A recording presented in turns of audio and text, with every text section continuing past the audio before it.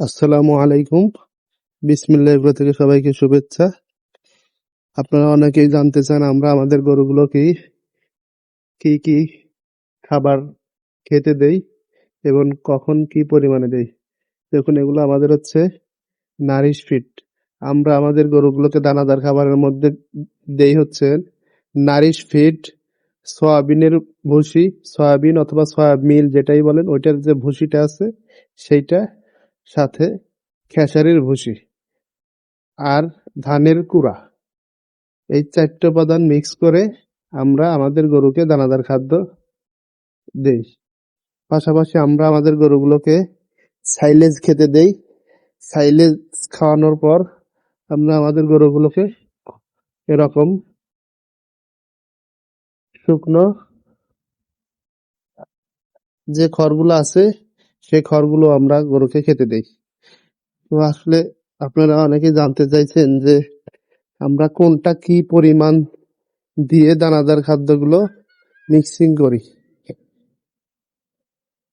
আমাদের দানাদার খাদ্য মিক্সিং করা হয় এই পাশে। দেখুন, এই যে এখানে আমাদের লেয়ার বাই লেয়ার দেয়া আছে, মানে এখনো মিক্সিং করা হয় নাই। যখন গরুগুলোকে খাওয়ানোর জন্য নিয়ে যাওয়া হয় তখনই মিক্সিং করে নিয়ে যাওয়া হয়। এইখানে আছে হচ্ছে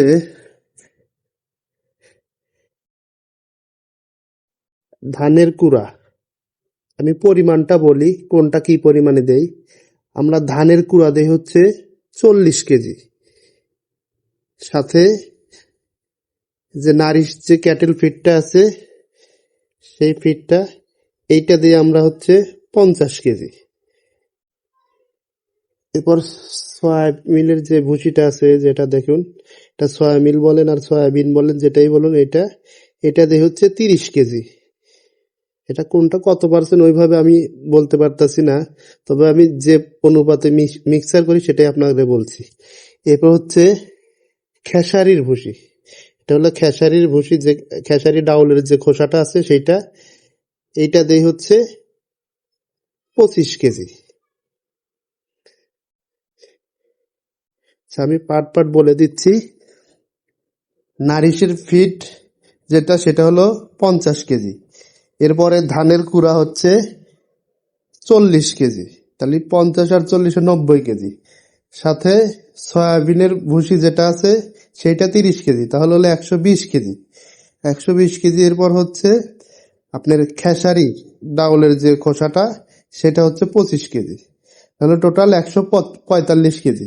আমরা এই 145 কেজি একদম একভাবে মিক্সিং করে, সাথে কিছু লবণ দিয়ে মিক্সিং করে এভাবে আমরা গরুগুলোকে খাই। আমরা এর সাথে কোনো ভিটামিন যোগ করি না। ভিটামিন বলেন, গমের ভুসি বলেন, ভুট্টার গুঁড়া বলেন, এগুলো কিছুই যোগ করি না। কারণ যে পুষ্টি উপাদানগুলা এই ফিডে, নারিশের যে ফিডটা আছে, এখানে আপনার ক্যালসিয়াম বলেন, প্রোটিন বলেন, যত যেটাই বলেন, আপনার ভুট্টার গুঁড়া, এগুলো সবই দেওয়া আছে। এ কারণে আমরা অন্য কোন কিছু মিক্সিং করি না। আসলে মিক্সার খাবারটা আমি আমার বাড়িতে 5টা গরু আছে, ওইখানে আমি দানাদারটা নিজেই মিক্সিং করে তৈরি করে খাওয়াই। কিন্তু এখানে আমার খামারে সবসময় 30+ গরু থাকে, সবগুলা গরুর জন্য ওইভাবে মিক্সিং খাবারটা মানে তৈরি করা একটু কষ্টসাধ্য। তারপর আমাদের এইখানে সরাসরি গাড়ি আসার মতো রাস্তা নাই, এই কারণে আমরা এই রেডি ফিডটার দিকেই বেশি ঝুঁকি। আমরা এই কারণে রেডি ফিডটা বেশি ব্যবহার করি। রেডি ফিডটা বেশি ব্যবহার করলে ওই অনেক রকম উপাদান আনতে হয় না আর কি, এই জন্যে আমরা রেডি ফিডটা বেশি ব্যবহার করি। আশা করি বুঝতে পারছেন। অনেকেই জানতে চান, সে কারণে আমি আপনাদের এই ভিডিওটা দিচ্ছি। আশা করি বুঝতে পারছেন। আসসালামু আলাইকুম, সবাই ভালো থাকবেন।